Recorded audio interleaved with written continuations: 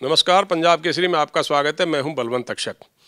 हिमाचल प्रदेश में अभी पंचायत चुनाव संपन्न हुए हैं।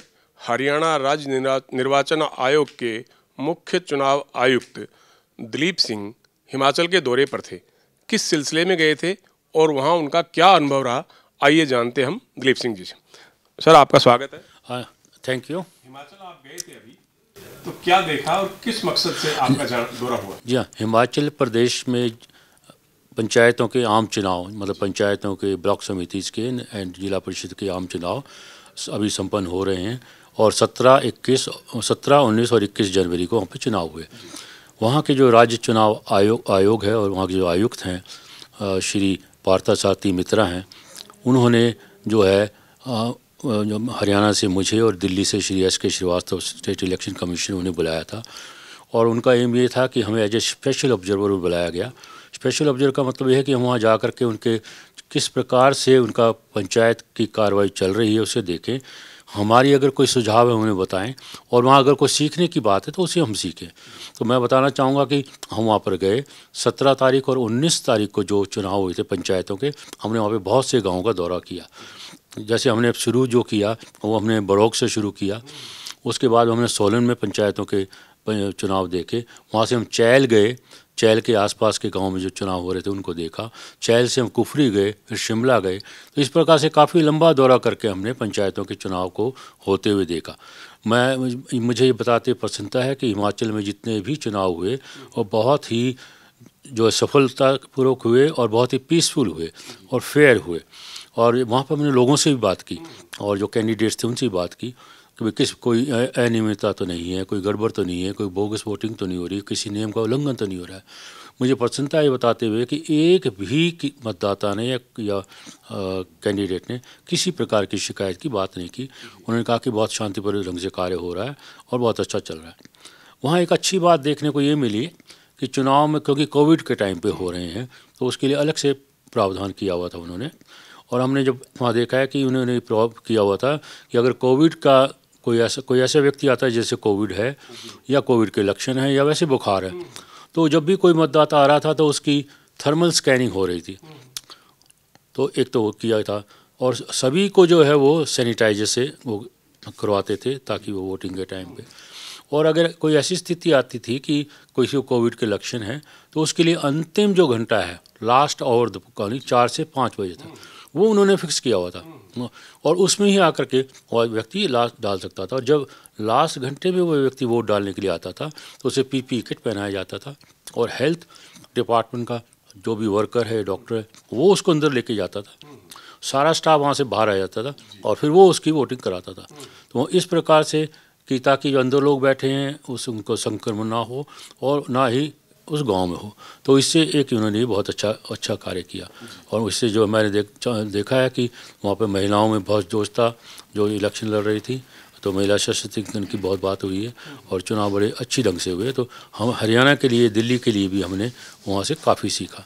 तो इसके लिए हम धन्यवाद करना चाहेंगे हिमाचल सरकार का और हिमाचल के जो स्टेट इलेक्शन कमीशनर है श्री पार्थसारथी मित्रा का। और हमारे यहाँ भी जो चुनाव होते हैं तो हम इसी प्रकार से बाहर से स्पेशल ऑब्जर्वर्स को बुलाते हैं। तो हरियाणा में आपने IAS की नौकरी की लंबे समय तक, सेंटर में भी आप डेपुटेशन पे रहे, अब आपके पास निर्वाचन आयोग की जिम्मेदारी है। तो हरियाणा में और हिमाचल के चुनाव पंचायतों में क्या फ़र्क देखने को मिला आपको? देखिए, एक तो ये है कि वहाँ का जो टेरेन है वो डिफ़िकल्ट है, पहाड़ी हैं और गांव छोटे हैं। और जैसे एक गांव में 205 या 210 वोट होती हैं, हमारे यहाँ वो ज़्यादा होती हैं। और दूसरा ये है कि उन्होंने जो चुनाव है वो EVM के द्वारा नहीं कराए, क्योंकि हरियाणा में हम पूरे सभी चुनाव इलेक्ट्रॉनिक वोटिंग मशीन के माध्यम से कराते हैं और हम भी बल्कि उसमें हम और इम्प्रूवमेंट करते हैं। तो अभी तक वहाँ पर जो है वो बैलेट बॉक्सेस जो हैं वो हैं और मतदाता पत्र मिलते हैं उसमें डालने का वो करते हैं। तो शायद आने वाले वक्त में वो भी इलेक्ट्रॉनिक वोटिंग मशीन से उसमें चुनाव कराएं। तीसरा ये है कि जो आचार संहिता है यानी वहाँ पर भी उतनी ही सख्ती से होती है और हमारे यहाँ पर भी उतनी सख्ती से होती है। तो ये मैंने देखा है कि हम दोनों में काफ़ी सिमिलरिटी है, बल्कि हम लोग बॉर्डरिंग स्टेट्स हैं तो हम दोनों में काफ़ी सिमिलरिटी है। अच्छा, हिमाचल पहाड़ी क्षेत्र है, छोटे छोटे गांव हैं, ऊंचे नीची पहाड़ियों पर बसे हुए हैं, गाड़ियां जा नहीं सकती, आपको पैदल चलना पड़ा होगा, कुछ थकान हुई होगी आपको? जी हाँ, ज़्यादातर केसेस में पैदल चलना पड़ा, क्योंकि ऐसे दुर्गम स्थल भी थे जहाँ या तो गांव पहाड़ के ऊपर है या नीचे है, और गाड़ी भी नहीं जा सकती थी। जहाँ हम गए और जो है वहाँ पर जाके हमने देखा, लेकिन मैंने देखा कि फिर भी इतनी कठिनाई के बावजूद भी, चाहे थकान भी होती है, कुछ भी है, उसके बाद भी चुनाव बड़े इफ़ेक्टिव ढंग से वहाँ पे किए गए। और एक ये भी देखा कि वहाँ पे जो चुनाव पार्टी हैं वो उनको 3 दिन पहले गांव पहुँचना पड़ता है। जैसे हमारे यहाँ तो 1 दिन पहले भी, बाकी हमारे हरियाणा में तो कहीं पे भी 1 रात पहले जाके ही रुकते हैं, उन्हें 3 रात पहले जाके रुकना पड़ता है, ताकि वहाँ पहुँचने में और वहाँ से निकलने में इतना टाइम लगता है। तो ये वहाँ पर रहा। हाँ, ये है कि हिमाचल में चुनाव टफ हैं, हमारे यहाँ कम टफ है। अभी आपने हरियाणा में नगर निगमों के चुनाव कराए, नगर परिषद के चुनाव कराए, नगर पालिकाओं के चुनाव कराए, चुनाव संपन्न हो गए, रिजल्ट भी आ चुका है, तो आपको क्या चुनौतियां थी और क्या शिकायतें आपको मिली इस बारे में? जी हाँ, देखिए, मैं बताना चाहूँगा कि हरियाणा में भी हाल ही में 28 दिसंबर को चुनाव हुए थे और 30 दिसंबर को उसके रिजल्ट्स आए थे। तो अब ये कोई 2 हफ्ते पुरानी बात है। और वहाँ पर जो हमने सोनीपत में, अम्बाला में, पंचकुला में तो म्यूनसिपल कॉरपोरेशन के चुनाव थे, और 2-3 जगह पर हमारे जो है वो काउंसिल और कमिटीज़ के चुनाव थे। इस चुनाव के लिए हमने बड़े एलोबरेट अरेंजमेंट किए थे, और हमने इस बात को सुनिश्चित किया था कि चुनाव के जितने भी हमारे कानून कायदे हैं उनको लागू किया जाए। जैसे मैं बताना चाहूँगा कि मॉडल कोड ऑफ कंडक्ट जो है, आचार संहिता को हमने सख्ती से लागू किया। और आचार संहिता में आप जानते हैं कि हर पॉलिटिकल पार्टी के ऊपर और या मतदाता पर ये जिम्मेदारी होती है कि वो किस तरह से बिहेव करेगा ताकि जो है शांति बनी रहे, चुनाव संपन्न हो। जैसे कि मैं बताना चाहूँगा कि एक है कि हमारे एक्सपेंडिचर की लिमिट होती है, हर मतदाता के, हर कैंडिडेट के ऊपर हमने एक फिक्स किया हुआ है कि वो कितना चुनाव का खर्च कर सकता है। जैसे कोई मेयर का अगर चुनाव लड़ रहा था तो हमने 22 लाख रुपए का उसका लिमिट की रखी हुई थी, 22 लाख से ज़्यादा वो खर्च नहीं कर सकता। इतना अगर वो काउंसलर का चुनाव लड़ रहा था तो हमने 5 लाख की लिमिट रखी हुई थी, उससे ज़्यादा नहीं कर सकता था। तो उसको बड़ी सख्ती से लागू किया गया। और चुनाव ख़त्म होने के 30 दिन के बाद सभी जो कैंडिडेट थे उन्हें हमें इसका ब्यौरा देना है। मैं आपके चैनल के माध्यम से बल्कि उनसे कहना चाहूँगा कि उसका ब्यौरा टाइम पे दें, और अगर कोई ब्यौरा नहीं देता है हमें, या ब्यौरा जो है वो तथ्यों के विपरीत देता है, जैसे कि ज़्यादा खर्च कर दिया है, तो हम उसे नोटिस देते हैं, और नोटिस दे के पर्सनल हियरिंग करके हम उसे डिस्क्वालीफाई करते हैं।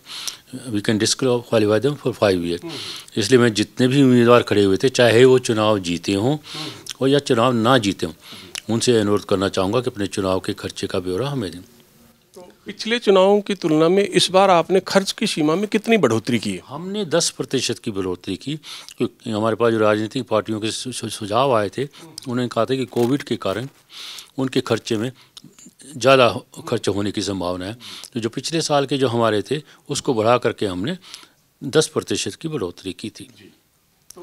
आपके पास सर कोई इस दौरान शिकायत आई है कि कई बार जो चुनाव लड़ने वाले हैं उनके विरोधी जो है आप तक शिकायतें पहुंचाते हैं कि लिमिट से बाहर चला गया खर्चा, तो अभी तक कोई इस तरह की शिकायत मिली? अभी 30 दिन पूरे नहीं हुए, लेकिन इसके अलावा चुनाव चल रहे होते हैं तो उस बार कई बार हमारे पास शिकायत भी आ जाती हैं और कई बार सुझाव भी आ जाते हैं, उनका उसी वक्त हम निपटान करते हैं। और लेकिन हरियाणा एक शांतिप्रिय देश है, और मुझे बताते हुए खुशी है कि चुनाव में कभी भी कोई ऐसी स्थिति नहीं आई जहाँ पे कोई शिकायत आई हो, कोई बोगस वोटिंग की बात हो या कोई और लॉ एंड ऑर्डर की स्थिति खराब हुई हो। जो आप डिस्क्वालीफाई करते हैं, जो खर्चे की आपको ब्यौरा नहीं देते, उनको 5 साल के लिए आप अयोग्य करार देते हैं, तो क्या उनके पास हाई कोर्ट में जाने का कोई रास्ता होता है? वो हाई कोर्ट में जा सकते हैं, ठीक है, लेकिन आमतौर पर वो जो है सारे मामले हैं हमारे यहाँ पे ही ख़त्म हो जाते हैं, लेकिन बड़ी अदालत में जाना चाहें तो जा सकते हैं। शुक्रिया दिलीप सिंह जी हमसे बातचीत करने के लिए। हाँ, धन्यवाद। तो ये थे हरियाणा राज्य निर्वाचन आयोग के मुख्य चुनाव आयुक्त दिलीप सिंह, जिनका ये कहना है कि अगर नगर निगम चुनाव में जो उम्मीदवार मैदान में उतरे थे उन्होंने नियत समय पर अपने खर्च का ब्यौरा नहीं दिया तो उनको अगले 5 साल के लिए अयोग्य घोषित कर दिया जाएगा। पंजाब केसरी के लिए कैमरामैन रिंकू मेहरा के साथ बलवंत तक्षक, चंडीगढ़।